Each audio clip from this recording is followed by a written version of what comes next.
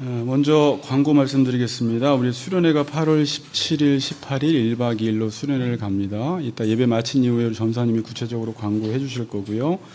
우리 유성의 성도님 수술 잘 마치고 목요일 날 퇴원하셨습니다. 또 여러분 기쁜 소식은 그 메시 유전자가 잘 맞아서 이제 약을 목요일부터 투여하셨습니다. 여러분들이 계속 기도해 주시기 바랍니다. 그리고 다음 주에는 우리 중고 청년들과 30, 40대가 볼링을 한다고 합니다. 여러분들 기대하시고 또 우리 30, 40대가 볼링도 쳐주고 또 밥도 사준다고 하니까 가셔서 재미있게 노시기 바랍니다. 자, 오늘 본문 보겠습니다. 사무엘상 우리 2장입니다. 사무엘상 2장 우리 11절에서 우리 18절 11절에서 우리 18절 한 절씩 교독하겠습니다. 엘가나는 라마의 자기 집으로 돌아가고 그 아이는 제사장 엘리 앞에서 여호와를 섬기니라.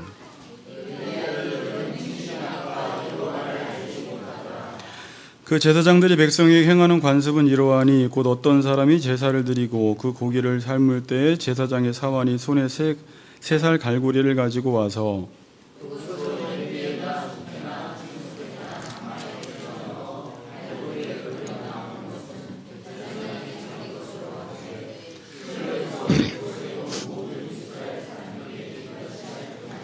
기름을 태우기 전에도 제사장의 사환이 와서 제사 드리는 사람에게 이르기를 제사장에게 구워드릴 고기를 내라.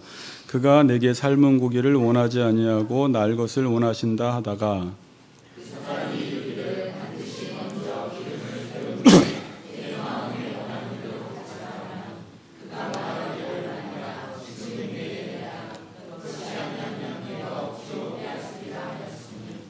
이 소년들의 죄가 여호와 앞에서 심히 크면 그들이 여호와의 제사를 멸시함이었더라.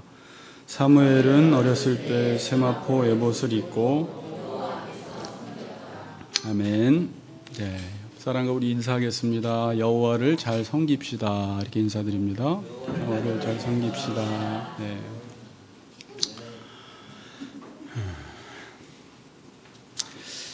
자, 우리 나로 살기 7번째 시간입니다. 오늘은 예배에 대해서 살펴보는데 오늘 예배 서론적으로 좀 2장 18절 중심으로 살펴보고 다음 주에 오늘 읽었던 본문의 내용을 중심으로 또 예배가 무엇인지 살펴보도록 하려고 합니다. 자, 나로 살기 좀 정리 좀 합시다. 우리 첫 번째 시간은 전도 초청주일날 선물이라는 주제로 설교를 했지만 그날 영생이 무엇인지 여러분들에게 말씀을 드렸습니다. 이 조회라는 헬라어 단어 영생이라는 것이 내가 나로 사는 것이었죠. 내가 하나님이 나에게 주신 목적대로 사는 것이 영생이다. 그리고 두 번째 시간에 내가 나로 살기 위해서는 말씀을 먹어야 한다라는 말씀을 전했습니다. 기억해 보세요. 또 세 번째 시간은 뭐예요? 말씀이라는 게 뭐냐라고 할 때 사랑이다라고 말씀을 드렸고 네 번째 시간은 말씀은 비전이다. 비전, 목적에 대해서 말씀을 드렸고 다섯 번째 시간은 말씀을 우리가 잘못하면 그것으로 사용할 수 있다. 사무엘상 4장에서 전쟁 이야기를 통해서 살펴보았습니다.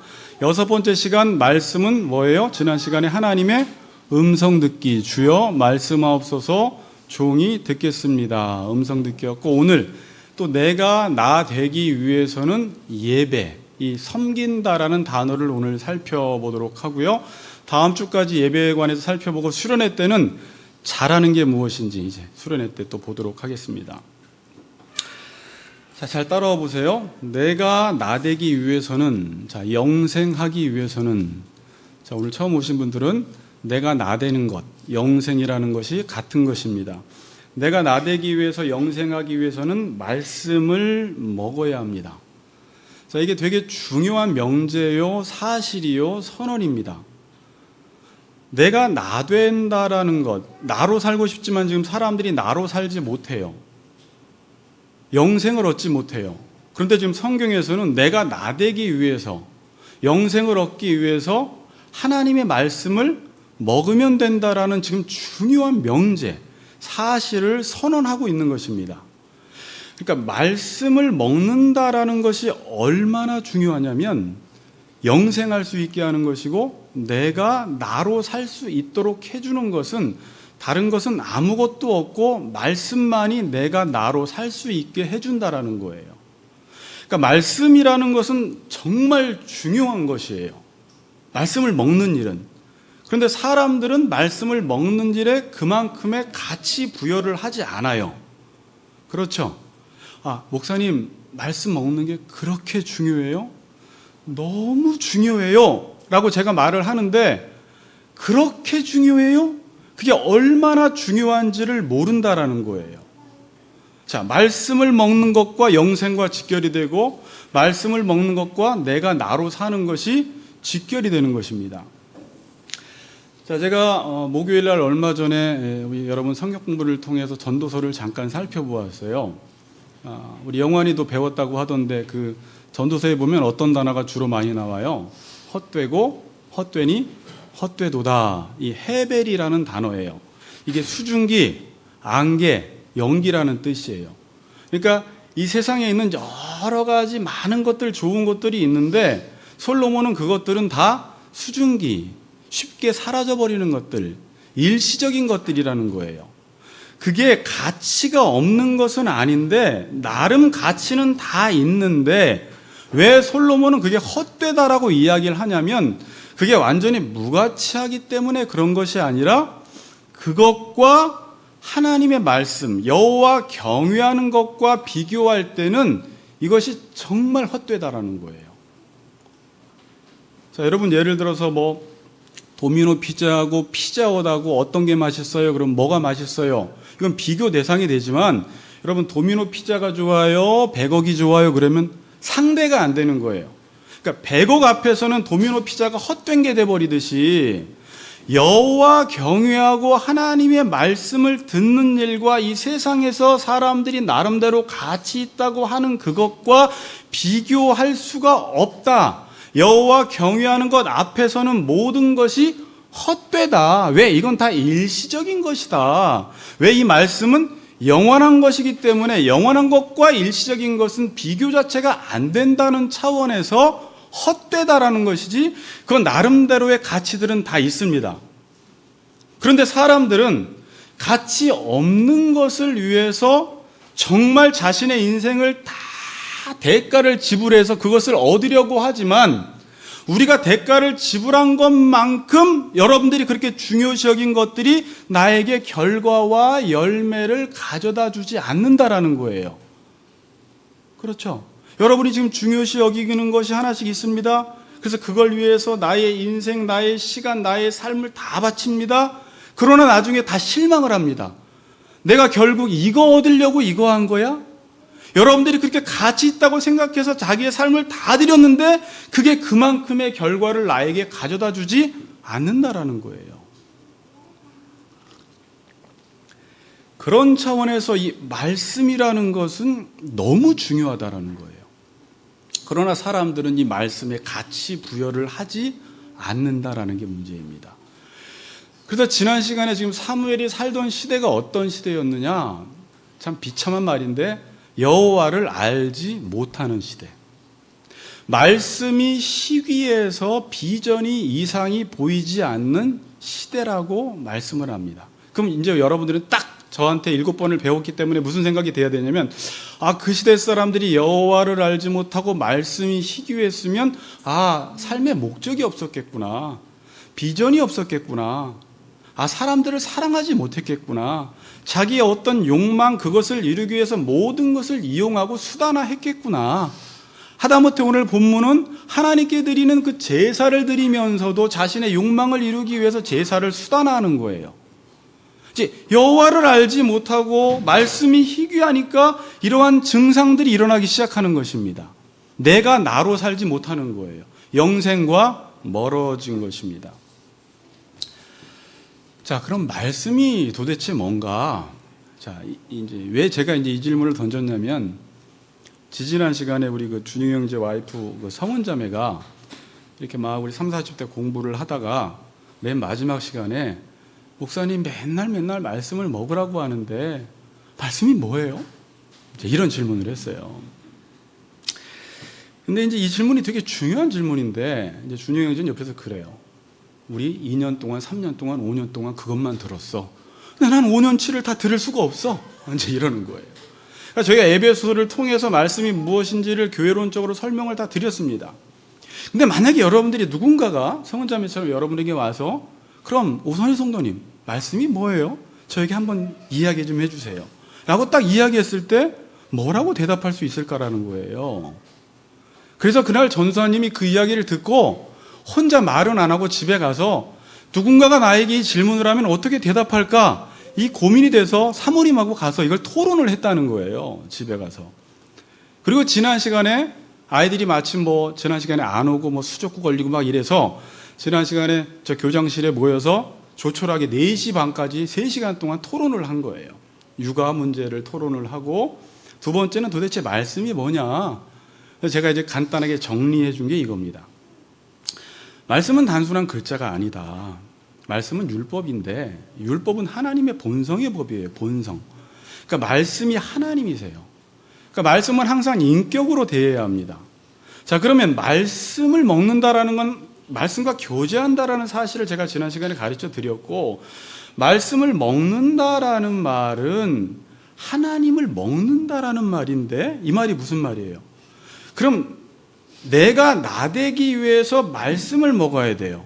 내가 나되기 위해서 하나님을 먹어야 된다, 하나님과 교제해야 된다라는 말은 나보고 하나님처럼 되라는 말이에요. 자, 근데 이 단어는 오해하지 마세요. 하나님처럼 된다라는 말은 내가 선악 판단을 해서 하나님의 자리로 가라는 말이 아니에요. 하나님과 우리는 본질적으로 달라요. 하나님은 창조주요, 우리는 피조물이라 인간은 하나님처럼 되는 건 죄인데, 제가 지금 하나님처럼 된다라는 말은 하나님의 형상을 닮아가는 거예요. 그러니까 하나님이 우리에게 말씀 주시는 이유는 자녀야 나 닮아라 그 말이에요. 그러니까 하나님 안에 있는 속성과 성품을 우리 피조물인 흙으로 지음받은 인간에게 하나님이 이것을 다 주고 싶은 거예요. 원래 주면 안 돼. 인간은 피조물이에요. 흙이에요. 그런데 인간에게 하나님의 영광을 덧입혀 주시는 거예요. 여러분 이 사실을 알면 좀 놀래요. 어떻게 피조물이 하나님을 닮을 수가 있어. 그러니까 하나님의 말씀을 듣게 되면 하나님을 닮게 되고 하나님의 성품과 속성을 닮아가게 돼요. 그래서 베드로후서 1장 2절에 보면 우리 보고 신의 성품에 참여한 자다라고 말합니다. 뭐라고요? 신의 성품에 참여한 자라는 거예요. 그러니까 말씀이 뭐냐 그러면 결국은 하나님 닮으라는 거예요. 자, 제가 그걸 에베소서에서 2년 동안 에베소 1장 3절에서 5절은 하나님이 우리를 창세전에 택한 목적이 여러분들을 거룩하고 흠이 없는 하나님의 자녀 만드는 것.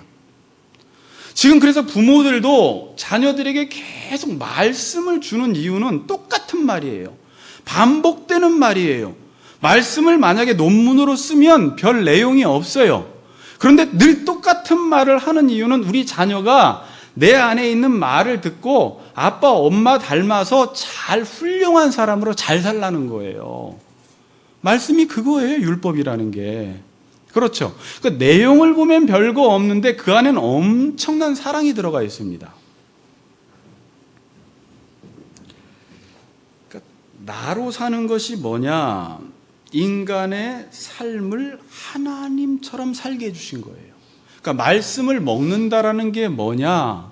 이게 나로 사는 것은 하나님의 그 무한하시고 부요하시고 풍성하신 것들을 다 누리라는 거예요. 근데 어떻게 그걸 누릴 수가 있느냐? 하나님의 말씀을 먹을 때. 자, 그래서 내가 말씀을 먹고 내가 나로 살기 위해서 어떻게 해야 하냐면 하나님께서는 우리에게 말씀을 주셔야 하고 우리는 그 하나님의 말씀을 섬길 때 내가 나로 살 수 있는 거예요. 자, 중요한 말을 했어요. 단순한 말인데, 하나님은 우리에게 말씀을 주시고 나는 말씀을 섬길 때 내가 영생을 얻게 된다라는 말이에요. 그러니까 이 말입니다. 제가 이제 계속 어디로 몰고 가냐면, 여호와 앞에서 여호와를 섬기라는 말이에요. 그 단어가 오늘 18절에 사무엘은 어렸을 때 세마포 에봇을 입고 여호와 앞에서 섬겼더라. 이 말을 만약에 여러분들 보고 해석하라고 하면 되게 쉬운데 그렇게 쉬운 말이 아니에요. 사무엘은 그 여호와를 모르는 시대에, 말씀이 희귀한 시대에 여호와 앞에서 여호와를 섬겼다라는 말은 하나님이 말씀을 하실 때 어디에 있든지 다른 대상의 말을 듣지 않고 어디에 있든지 하나님의 말씀을 듣고 하나님 말씀대로 살았다라는 말이 섬겼다라는 말이에요. 섬겼다라는 말이 뭐라고요? 내가 그 상대방 대상의 말을 듣고 사는 것. 근데 여호와 앞에서는 제가 지난 시간에 뭐라고 했어요? 공간적인 여호와 앞에서가 아니라 여러분들이 교회를 떠나서 회사에 가서도 사장 앞에 있고 사원들 앞에 있지만 거기서도 내가 하나님의 말씀을 따라 살아가면 여호와 앞에서 여호와를 섬기는 것입니다. 지금 그러한 시대에 사무엘이 여호와 앞에서 여호와를 섬긴 것입니다. 자, 그런데 반대로 인간은 공간적으로 여호와 앞에 있어도 여호와를 섬기지 않을 수가 있습니다. 자, 이제 이 부분을 오늘 좀 다루려고 해요. 서론적으로. 이게 이제 좀 문제이기 때문에 그래요. 내가 여호와 앞에 있지만 사람들은 여호와를 섬기지 않을 수가 있어요. 오늘 여러분들이 여호와 앞에 나왔나요? 그건 몰라요, 잘. 자, 무슨 말하고 싶냐면 몸은 여호와 앞에 나왔는데 섬긴다라는 말이 예배한다라는 것인데 오늘도 예배를 드리는 사람이 있고 안 드리는 사람이 있어요. 몸은 여호와 앞에 나왔지만 만일 여러분들이 이 자리에까지 나와서도 어떤 세상의 말을 듣고 여호와의 말씀이 아닌 다른 음성을 따라 살아가고 생각하고 행동하면 여호와 앞에 나와서 여호와를 섬긴 게 아닙니다. 자, 여러분, 부부관계 속에 자주 일어나는 일들인데 이런 일들은 일어나지 않았으면 좋겠는데 아내 앞에 서고 남편 앞에 서도 여보 사랑해 라고 해도 마음은 지금 다른 여자를 사랑할 수가 있다라는 거. 이게 인간이 가능해요. 이게 인간의 심각한 질병이에요. 어떤 게? 몸과 마음이 따로 놀 수 있다라는 거예요. 여보 사랑해 그러면서 지금 바람피고 있는 여자를 생각할 수 있다라는 거예요. 남편을 섬기는 척하면서 이 아내의 마음은 지금 다른 남자의 말을 듣고 살 수가 있다라는 말이에요. 거기 싸우지 마세요. 네. 그러면 안 돼요. 교회 시간에, 예배 시간에. 자, 아무리 두 분이 그러셔도 집에 가셔서 이제 그러시고. 두 분은 그러실 분들이 아니에요. 오늘 기도하시고 특송하셨잖아요, 부부. 그러니까 인간은 이제 몸과 마음이 따로 움직일 수 있다라는 건데 이사야는 이걸 이렇게 표현했습니다. 29장 13절에 주께서 이르시되 이 백성이 입술로는 나를 가까이하며 입술로는 나를 공경하나 그들은 그들의 마음은 내게 멀리 떠났으니 그들이 나를 경외함은 사람의 계명으로 가르침 받았을 뿐이라 그래요. 그러니까 인간은요 입술로는 가까이하고 공경하는데 마음은 멀 수 있다라는 거예요. 이게 남일이 아니라 우리 안에서 일어날 수가 있어요. 목사님 저 10년 동안 교회 다니면서 예배 드렸습니다. 예배를 안 드렸을 수도 있어요. 몸은 늘 예배당에 와 있는데 늘 마음은 세상의 소리를 듣고 세상을 섬겼을 수 있어요. 제가 섬긴다라는 말은 누구의 소리를 듣고 행하느냐, 그 대상의 말을 듣고 행하면 그 대상을 섬기는 거예요. 지금 하나님의 말씀을 듣고 행하지 않으면 하나님을 섬기는 게 아니에요. 그래서 30년, 40년을 교회 다녀도 예배 안 드렸을 수도 있고 하나님 섬기지 않았을 수도 있다라는 말입니다. 입술로는 가까이 하는데 마음은 내게 멀어. 이스라엘 백성들아, 마음을 다해서 하나님을 좀 사랑해봐. 너희들은 항상 내 앞에서 나를 섬긴다고 하는데 늘 마음은 바알과 아스타롯에게 가 있잖아. 하나님 이 부분을 지적하시는 거예요. 이스라엘 백성들이 타락한 거는요, 제사를 안 드린 게 아니에요. 월삭, 안식일, 절기 모든 율법을 세부적으로 다 지켰는데 하나님은 말라기서 맨 마지막은 이 성전문을 누가 좀 닫을 자가 있으면 좋겠다. 왜? 하나님은 그들의 마음을 알거든요. 마음이 다 다른 데가 있어요. 하나님을 사랑하지 않는다라는 걸 하나님은 아세요. 왜? 심령을 감찰하는 분이기 때문에. 지금 여러분들의 마음 저는 몰라요. 그러나 하나님은 지금 이성민 성도님이, 라민정 성도님이 어떠한 마음으로 지금 누구를 섬기고 있는지, 예배는 어떤 동기로 드리고 있는지를 다 아신단 말이에요.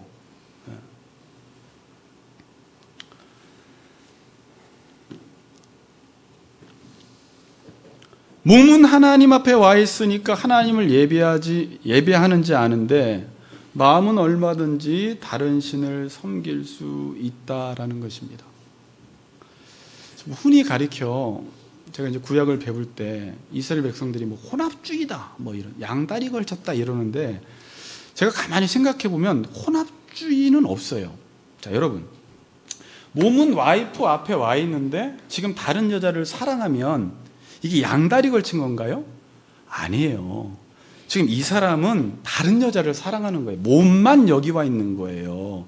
그러니까 혼합주의라는 말은 불가능해요. 그러니까 이스라엘 백성들도 착각한 게 뭐냐면 하나님을 섬겨도 불안하니까 다른 신을 섬겨서 양다리 걸쳤어요. 이제 이게 엘리야가 갈멜산에서 이 부분을 지적한 거잖아요. 어느 때까지 두 사이에서 머뭇머뭇하려느냐. 여호와가 하나님이면 여호와를 섬기고 바알이 하나님이면 바알을 섬겨라 그러잖아요. 근데 이스라엘 백성들이 착각한 건 늘 모든 절기, 안식일, 율례, 규례를 다 자기들이 지키니까 하나님을 섬기는 줄 알았는데 사사기서 2장 10절 이후에 보니까 하나님은 그들을 향하여 그들을 진단하시기를 너희들은 여호와를 버리고 바알과 아스타롯을 섬겼더라 그래요. 근데 이스라엘 백성들은 그렇게 생각을 안 해요. 자기들은 하나님을 섬긴 줄 아는 거예요. 그런데 그 10절에서 무슨 말을 하냐면 그들이 여호수아가 죽은 이후에 다른 세대는 여호와를 모르니까, 맞아, 여호와를 모르니까 그러한 신앙 형태가 나오더라는 거예요. 지금도 많은 그리스도인들이 여호와를 모르는 상태 속에서 예배는 드린다고 나왔지만 몸은 여기 와 있지만 하나님을 모르기 때문에 마음을 하나님께로 향할 수가 없고 이전에 여전히 내가 섬기고 바라보고 갈망하던 그 대상에게 마음이 가 있는 거예요. 그렇기 때문에 여호와가 말씀을 해도 그 여호와의 말씀이 안 들려. 제가 지난 시간에 말로는 내가 하나님의 말씀을 듣고 살 준비가 종의 자리에 가 있지 않으니까 주여 말씀하옵소서 종이 듣겠습니다라는 종의 자리로 가 있지 않으면 아무리 하나님의 말씀을 들어도 지금 내가 바람피고 있는 대상의 말과 비교하면서 그것이 기준이 되어서 이건 맞지 않아 라고 하면서 하나님 말씀을 물리쳐버린다라는 거예요. 그래서 여호와를 예배를 못하는 거예요. 이게 그 당시 이스라엘 백성들의 심각한 문제였고 지금 우리에게도 이건 적용되는 부분입니다.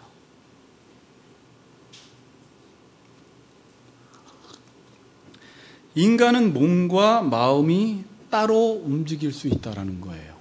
자, 목사님 그거 뭐 다 그런 거 아니에요? 다 그러니까 여러분들이 심각성을 모르는데 이건 심각한 병이에요. 이게 죄예요. 죄의 증상이에요. 몸이 여호와 앞에 있으면 마음도 여호와 앞에 있어야 되고 몸이 아내 앞에 있으면 마음도 아내 앞에 있어야 하는데 인간은 몸과 마음이 따로 움직인다라는 게 문제입니다. 그래서 사람들이 하는 말이 조금만 인생 살면 사람 믿을 수가 없어 그래요. 얽힌 물속은 알아도 사람 속 모른대요. 왜? 겉과 속이 너무 다르거든. 그걸 일치한 사람을 이 땅에서 보기가 힘들어. 박사학위 받은 사람은 지금 수두룩한데 그런 거 말고 마음과 몸이 일치하는 사람을 찾아보기가 힘든 거예요. 예수님이 이 땅에 오셨어요. 유대인들, 바리새인들 기가 막히게 율법 조항들을 지켜나가요. 근데 마태복음 23장에 보니까 예수님이 이런 말씀을 하세요. 화 있을진저 외식하는 서기관과 바리새인들이여, 회칠한 무덤 같으니 겉으로는 아름답게 보이나 그 안에는 죽은 사람의 뼈와 모든 더러운 것이 가득하도다. 이와 같이 너희는 겉으로는 사람에게 옳게 보이되 안으로는 외식과 불법이 가득하도다. 그 당시에 사람들이 겉으로는 정말 의로워 보여. 정말 신앙생활 잘하는 것 같아. 겉으로는 흠잡을 데가 없어. 콩 한 쪽도 11조 다 해. 율법 다 지켜. 예수님은 그들의 심령을 아시니까 너희들은 외식자야. 겉과 속이 달라. 화 있을진저. 서기관과 바리새인들이요. 욕을 하신 거예요. 자, 그래서 예수님이 이 땅에 오셔서 하신 일이 뭐냐? 좀 다른 차원으로 이 몸과 마음을 일치시키는 작업을 하신 거예요. 이 죄를 극복하게 하신 거예요. 그래서 여러분들 저한테 3년 전에, 4년 전에 배운 산상설교가 다 요 내용이에요. 서기관과 바리새인의 의 가지고는 하나님 나라 못 간다는 거예요. 겉으로 의로운 척하는 거 가지고는 천국 백성 못 된다는 거예요. 서기관과 바리새인의 의보다 더 낫지 못하면 결단코 천국에 들어가지 못한대요. 이 말이 뭐예요? 그러니까 큰일 났네 이런 생각할 필요 없어요, 여러분. 예수님이 이 땅에 오셔서 하신 일이 뭐냐면, 지금 사람들은 그 6장에 보니까 너희 의를 사람 앞에 보이려고 행하지 말아라 그래요. 절대 네가 하나님 앞에서 뭐 행하는데 그걸 사람에게 보이려고 행하지 말래요. 그래서 3가지 예를 들어요. 구제, 기도, 금식인데 구제, 기도, 금식을 하면서까지도 사람에게 보이려고 행하는 거예요. 이거 가지고는 안 된다는 거예요. 그럼 예수님 이 땅에 왜 오셨어요? 5장에 보니까 우리의 내면, 이 마음을 바꾸러 오신 거예요. 그게 이제 하나님의 통치를 받으면 이 내면과 마음이, 예수께서 이 땅에 오셔서 우리의 죄를 사하시고 이제 하나님의 통치를 받으면 저절로 우리의 내면, 마음이 바뀌어서 단순히 사람에게 보이려고 어떤 의를 행하는 것이 아니라 마음이, 그런 마음이 들어서 그 마음으로 외적인 어떤 율법을 행할 때 그게 진정한 의다. 내가 이 율법을 이루러 왔다. 이 율법을 완성시키러 왔다라는 말이, 겉으로 지금 율법은 완성돼 보이지만 예수님 보시기엔 그게 완성된 게 아니에요. 왜? 내면에서 바뀌어서 외적으로 한 게 아니기 때문에 이 부분을 이루러 오신 거예요. 그래서 산상설교 결론은 주여 주여 하는 자마다 천국에 들어가는 게 아니라 내 아버지의 뜻을 따라 행하는 자가, 그것도 어떤 체면 때문에 직분을 받았으니까 내가 사람이 보니까 행하는 게 아니라 하나님과의 관계 속에서 그의 뜻을 행하는 자가 진정한 하나님의 백성이라는 거예요. 제가 이제 성경을 공부하고 특별히 이제 개척교회하고 나서 참 많은 걸 깨달았어요. 이제 누가 나한테 쪼지 않잖아요. 제 마음대로 목회하니까 그냥 말씀 보는 거잖아요. 그리고 이제 제 모습을 뭐 이전부터 많이 봐왔는데, 제 교회도 이거 하나만 잘해라 라는 게 하나가 생겼어요. 모든 일을 할 때 동기를 살펴라라는 거예요. 너 지금 누구를 만나냐? 옛날에는 이게 유익이 되냐 안 되냐, 그 사람 만나면 뭔가 콩고물이 떨어지냐 안 떨어지냐, 항상 그거를 재고 만나요. 겉으로는 그렇게 안 하죠. 사랑합니다 이러면서 만나지만, 그러니까 하나님을 대할 때, 인간을 대할 때 너 왜 지금 하나님 앞에 나아갔니? 너 왜 그 사람 만나려고 하니라는 바른 동기를 딱 다잡고 나가야 돼요. 그렇지 않으면 항상 하나님이나 사람이나 자기의 유익을 위해서 수단화시켜버려요. 근데 그게 아무리 마음 먹어도 잘 안 되는 거예요. 근데 항상 여러분들은 물어야 돼요. 동기가 뭔데? 오늘 예배당 나온 동기가 뭐야? 너 하나님 앞에 그렇게 열심을 내는 동기가 뭐야? 너 그렇게 헌금을 드리는 동기가 뭐야? 뭐 때문에 그렇게 하는 건데? 이걸 스스로 물으라는 거예요. 그리고 동기가 잘못되었으면 동기를 바르게 잡고 일을 시작하고 사람을 만나야지 거기서 진정한 열매라는 것이 생기고 하나님이 그 사람을 통해서 일하기 시작하세요. 그 부분이 해결이 안 되면 하나님이 버리세요. 사울처럼 말씀을 버리면 하나님이 버리세요. 하나님은 겉으로 속질 않으세요. 저는 속을 수 있지만 여기에 있는 누구 성도님이 만약에 한 분이 계시는데 평생을 50년을 저를 속일 수가 있어요. 당신 집사님 얘기한 거 아니에요? 저는 속을 수 있는데 하나님 앞에 서면 그분의 무서운 눈총 앞에서는 모든 게 낱낱이 다 드러난다라는 거예요. 근데 사람들은 그걸 의식을 안 하는 거죠.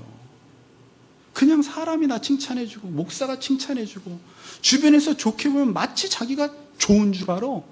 문제는 하나님이 당신을 어떻게 보느냐 이거예요. 너 내면 바꿨어?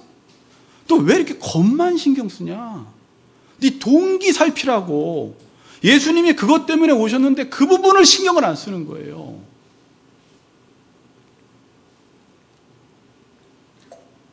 이렇게 웃을게요. 이렇게 너무 무섭게 하면 안 되니까. 자, 그러면 크게 두 번째인데 이 몸과 마음이 따로 노는 병, 이 일치하지 않는 병은 정상이 아니라 심각한 병입니다. 죄 때문에 온 거예요. 정상 아닙니다, 여러분. 여러분들이 만일 몸과 마음이 따로 놀 때 아파해야 돼요. 이게 왜 이래 도대체? 그리고 그렇게 위선을 떠는 게 정상 아니에요, 원래. 그럼 그것 때문에 회개기도 해야 돼요.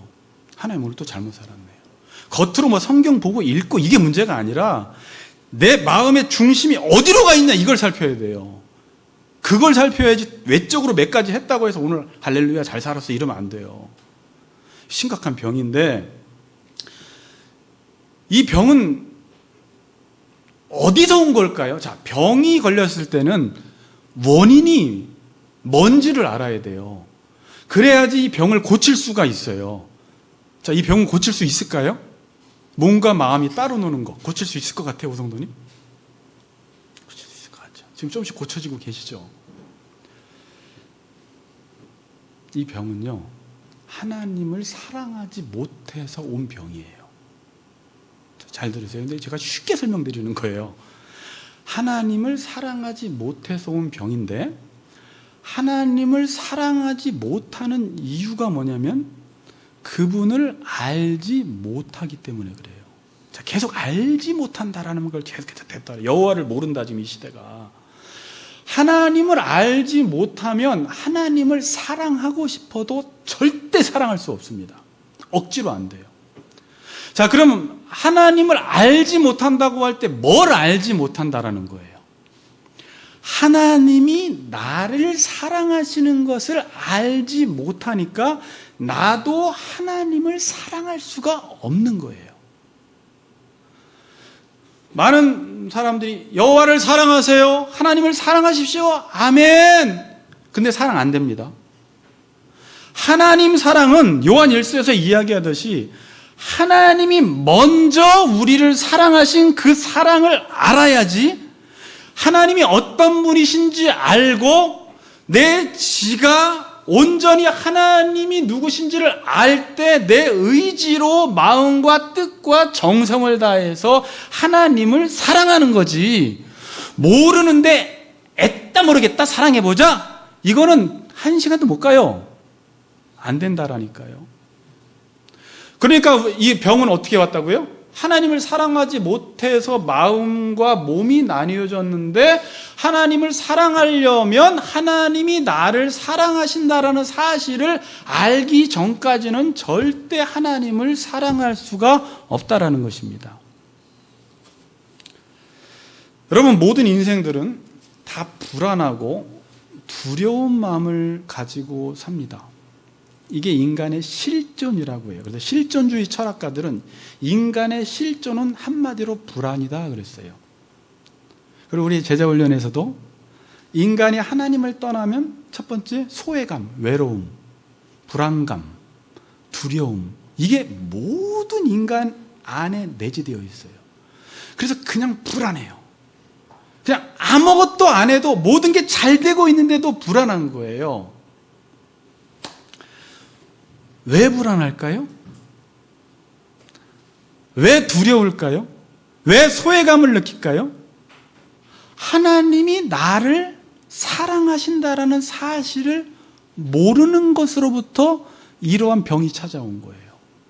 자, 그래서 요한 1서 4장 18절 19절에 사랑 안에 두려움이 없고 온전한 사랑이 두려움을 내쫓나니 두려움에는 형벌이 있음이라 그래요.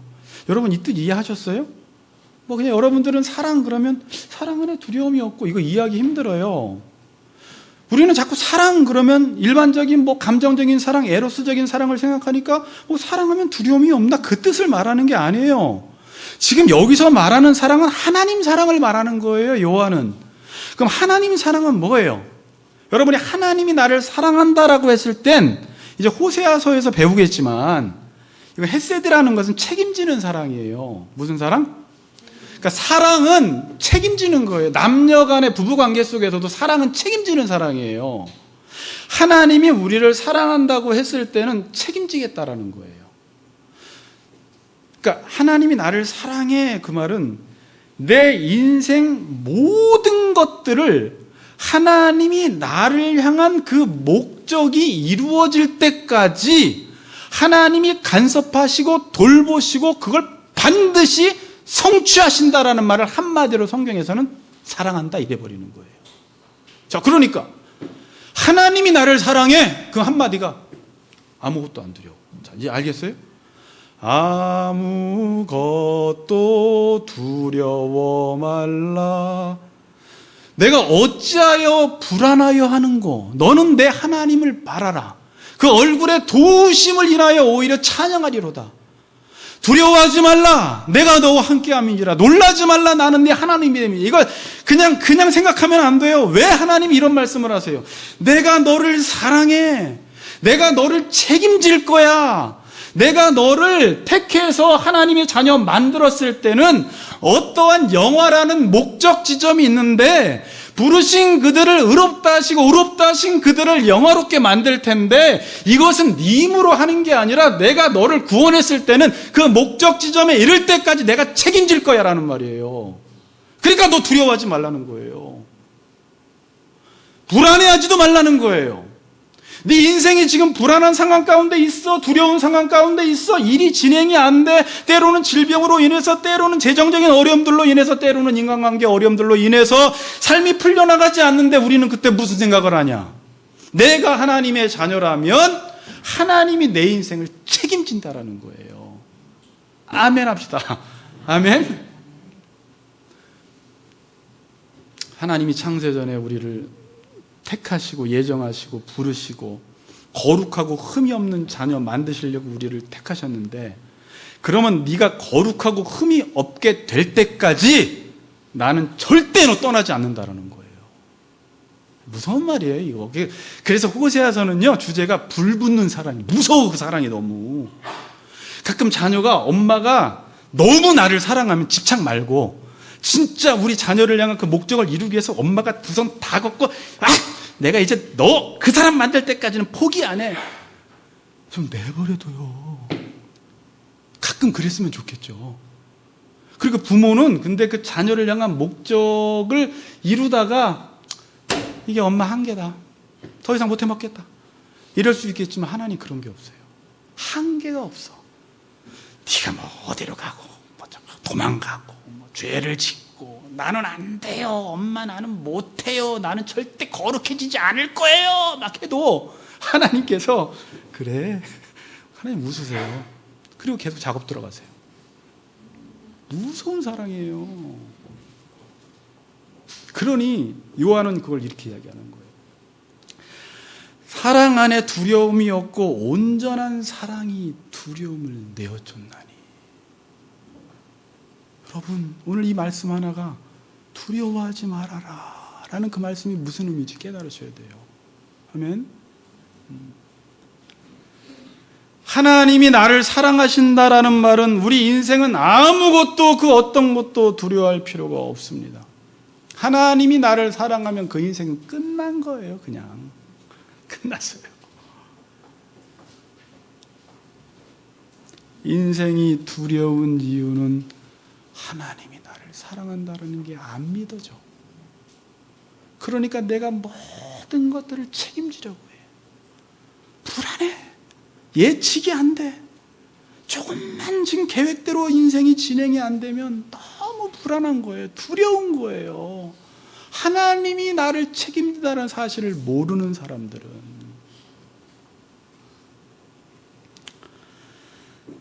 그래서 하나님이 나를 사랑하신다라는 사실을 알면 나는 누구만 사랑할 수 있어요? 하나님만 사랑할 수 있어서 두 마음이 나눌 필요가 없어요.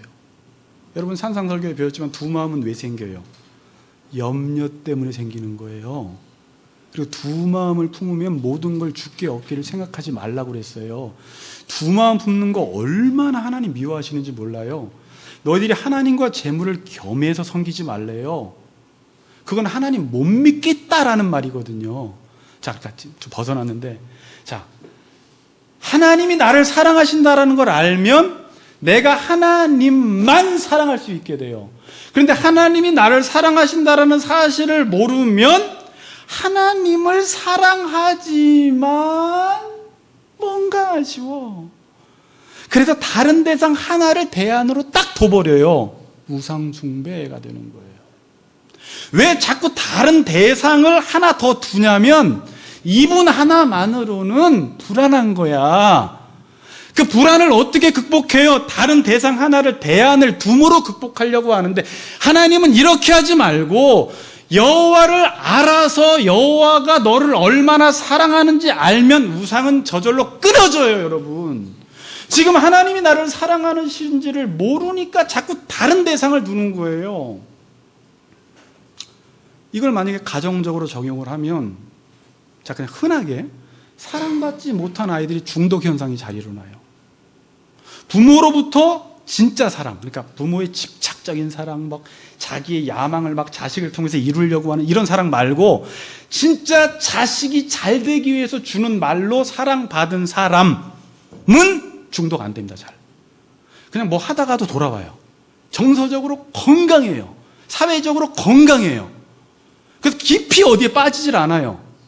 원리가 똑같아요, 여러분. 그런데 사랑을 못 받았으면 뭐 하나 되기 시작하면 빠져들어가기 시작해요. 못 나와요. 왜? 사랑 결핍증이에요. 근데 그게 우리 지금 하나님과의 관계 속에서 하나님의 사랑을 모르는 사람들이 하지 말라고 해도 계속 세상의 것에 손을 대는 거예요. 알고 봤더니 지금 하나님의 사랑에 대해서 배가 고픈 거예요. 그러니까 중독이 걸려요. 세상의 중독. 끊지를 못해요.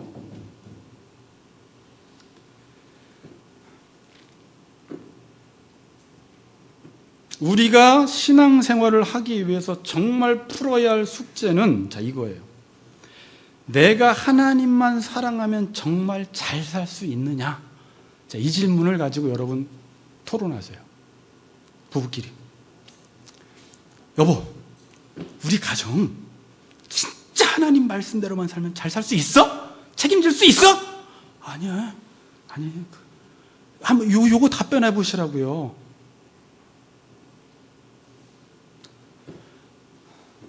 사람들은 불안해요. 그래서 항상 뭔가 다른 대안을 두고 하나님이 주지 않으면 기차 바꿔 탈 준비하고 있어요. 두 마음이에요, 두 마음. 자, 그런데 지금 여러분들이 지금 마침 저에게 배우는 게 하나님 나라로 성경 관통을 배우고 있어요. 교리 끝나고.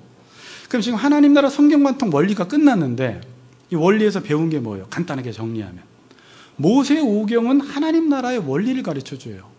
율법대로 살라는 거예요. 그럼 역사서는 뭐 했어요? 여호수아부터. 율법대로 살았을 때 진짜 잘 사냐, 진짜 못 사냐를 역사서를 통해서 증명해 버리는 거예요.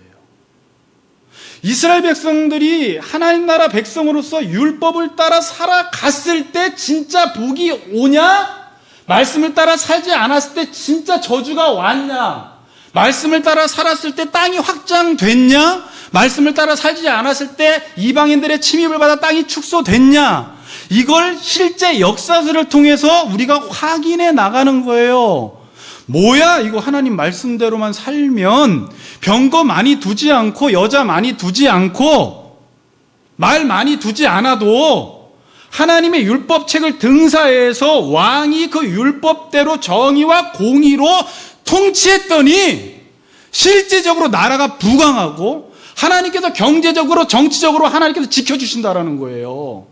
이방인들 의지하지 않아도 그걸 지금 증명해주고 있는 거예요. 역사서가.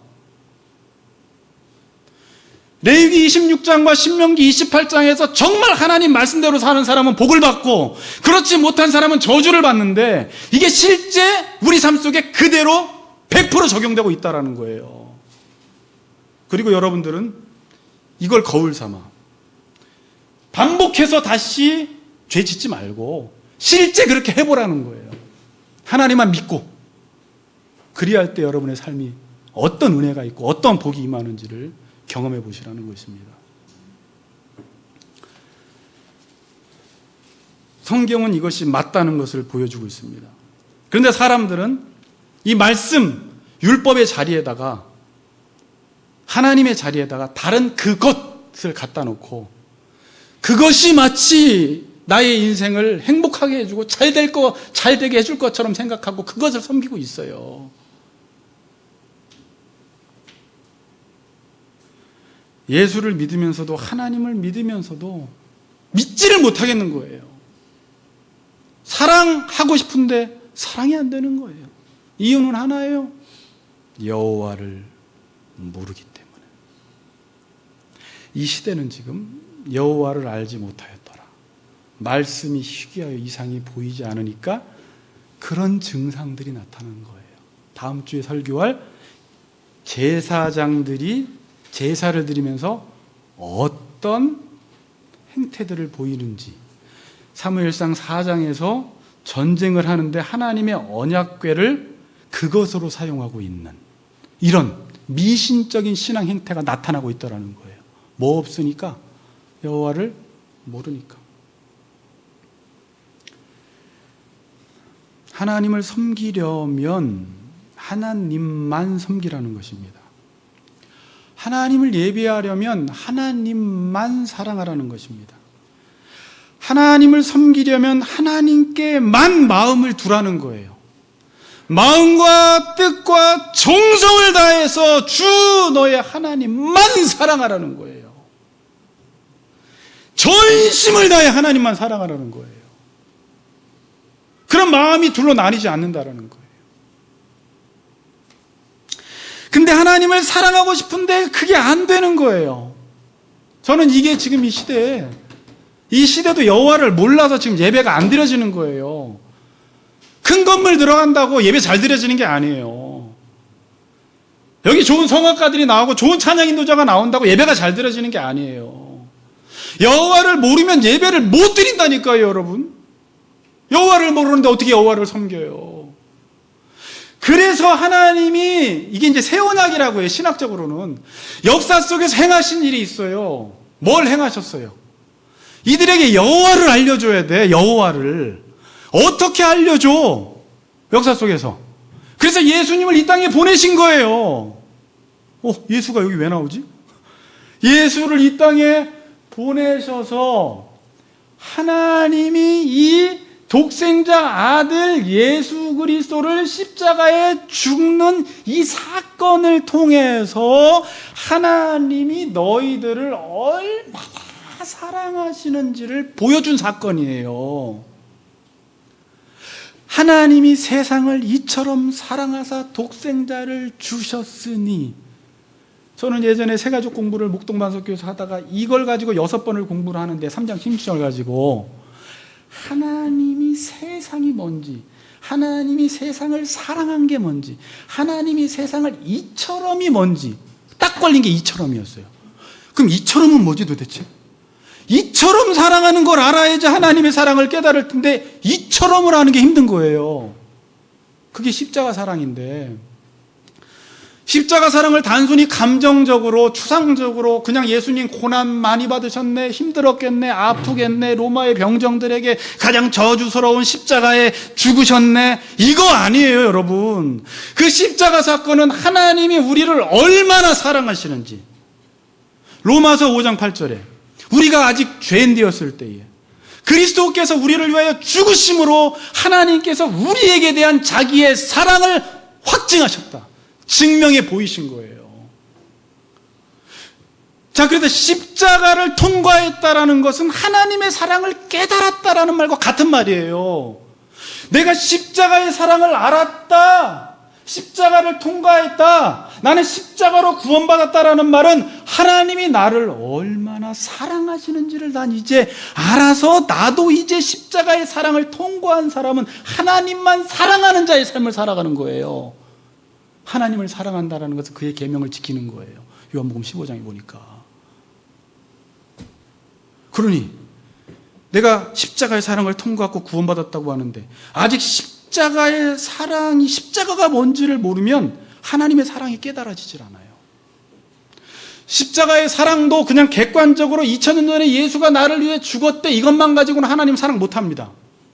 성령께서 하시는 일은 그 십자가의 객관적인 사건이 주관적으로 나에게 적용되게 만드셔서 그분이 나를 사랑하셨어, 나 같은 죄인 살리신 그 은혜 놀라워, 그러면서 그 사건이 내 사건으로, 그 사랑이 내 사랑으로 성령께서 깨닫게 해주시는 거예요.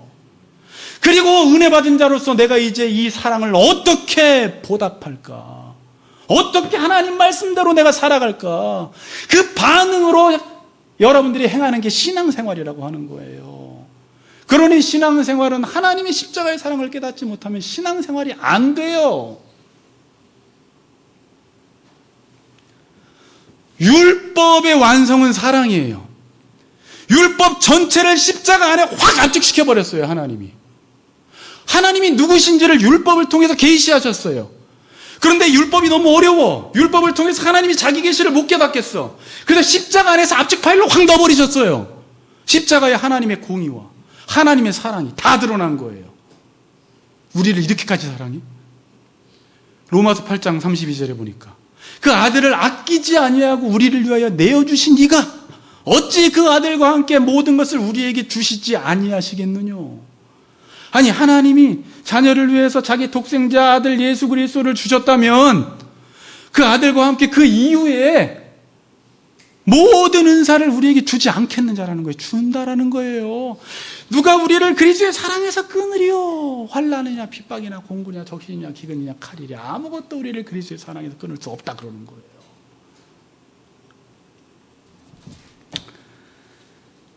제가 지금 무슨 말을 하고 있습니까? 하나님의 사랑을 받은 사람은 몸과 마음이 나누이지 않고 몸과 마음이 일치해서 하나님만 사랑하는 사람으로 변화될 수 있다는 것입니다. 이걸 위해서 주님이 이 땅에 오신 거예요. 마음의 할례를 받아라, 내면을 바꿔라, 동기를 바꿔라. 겉으로만 가늠하지 않았다고 해서 가늠한 게 아니다. 속으로 가늠하면 안 되고 겉으로 속으로, 욕도 마찬가지. 그 문제를 다루는 거예요. 거기서 구약 시대는 이렇게 가르쳤으나 나는 아니다. 나는 율법 완성하러 왔다.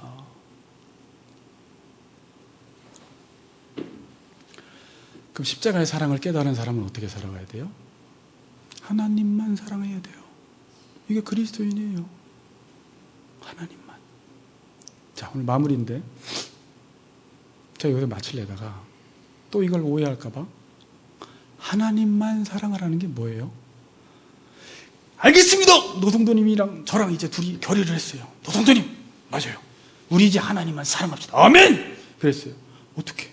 이제 이 문제예요. 하나님께 매일매일 꽃다발을 하나씩 갖다 드릴까요? 아니면 예배당을 일주일에 한 번 오다가 10번씩 갈까요? 아니면 매일매일 주님 사랑합니다를 10번씩 고백할까요? 하나님은 그렇게 말 안 하세요. 너희들 나 사랑하고 싶어? 네 가정과 네 이웃 사랑해. 그게 날 사랑하는 거야. 이렇게 가르쳐 주는 거예요. 아니요, 저 하나님 사랑하고 싶다고요. 나 사랑하는 게 이웃 사랑하는 거야. 라는 거예요. 그래서 아멘. 그리고 이웃을 사랑하려고 합니다. 자, 보세요. 하나님을 알면 하나님을 사랑하고 싶어지는데 내 옆에 있는 사람을 알면 사랑하고 싶지가 않아져요. 자, 모를 땐 사랑이 가능해요. 근데 알면 알수록 더러워요, 이 사람이. 가만히 보니까 내가 옛날에 두 마음 품고 대했던 방식으로 이 사람이 나를 대하고 있는 거예요. 똑같이 대해요, 나를. 근데 그걸 보면서 웃겨요. 내 모습 보는 것 같아서.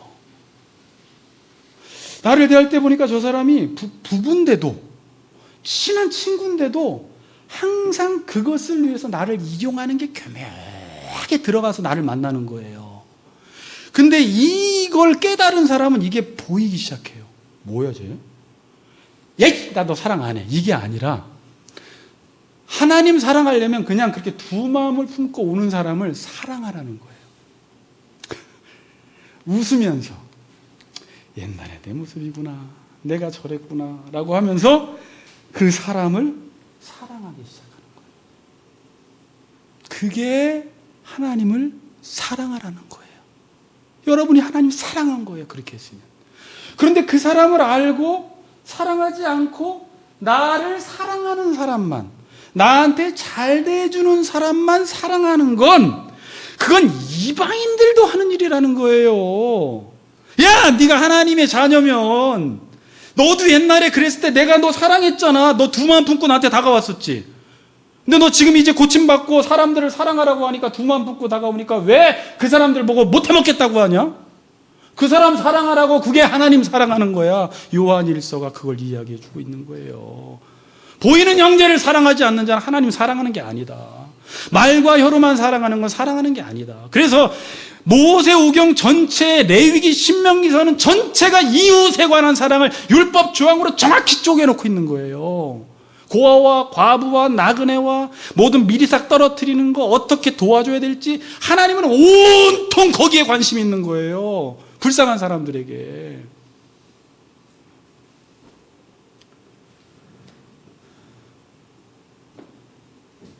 이렇게 하나님께 사랑받고 하나님만 사랑하면서 사니까 몸과 마음이 나눌 필요가 없어요.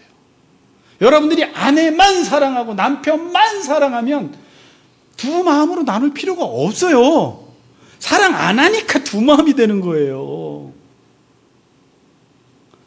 그러면 이제부터 어떻게 하면 돼요? 하나님만 사랑하시면 돼요. 아멘? 결론을 맺겠습니다. 자, 이제 너무 설명 길어지면 안 되는데, 이제 이게 저는 설교하면서 이제 에베소서랑 막 맞아 떨어져요. 이게 구약인데도 에베소서는 목사와 교사를 세우시고, 목사와 교사를 주셔서 말씀을 가르쳐 주는 이유는 성도들을 온전하게 하는 거예요. 봉사 일을 하게 하는 거예요. 하나님을 아는 것과 믿는 일에 하나가 되어서 그들이 잘하는 거예요. 다다음 시간에는 수련했던 잘하는 문제를 다룰 건데, 온전이라는 것은 퍼펙트는 아닙니다. 완전은 아닌데 완전을 지향하며 사는 그 자체가 온전이라고 하는 거예요. 지금 완전하진 않아요.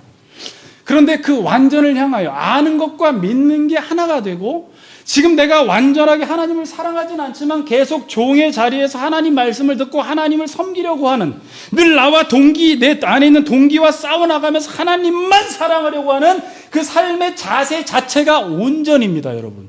알겠습니까? 이게 온전이에요. 그런데 어느 날은 갑자기, 마무리해요, 아내를 사랑하기 싫어. 갑자기 알고 봤더니 그 사람 막 나한테 두 마음을 품고 다가오는 거예요. 직장 동료를 봤더니 막 두 마음을 품고 다가와요. 어느 날 성도라는 사람을 막 두 마음 품고 다가와요. 그러니까 내 안에 똑같이 이 사람이 두 마음 품고 다니니까 나도 사랑하기 싫어져요.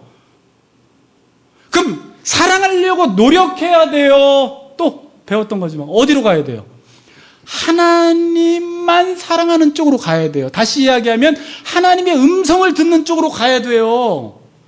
내 마음을 하나님께로 향해서 하나님의 음성을 들으면, 사랑을 받으면 희한하게 내 마음속에 저 와이프, 남편, 옆에 있는 지체들이 두 마음을 품고 다가오는데 아이고 해주면서 사랑할 수 있는 넉넉함이 생기더라는 거예요. 아멘? 그쪽으로 가는 거예요.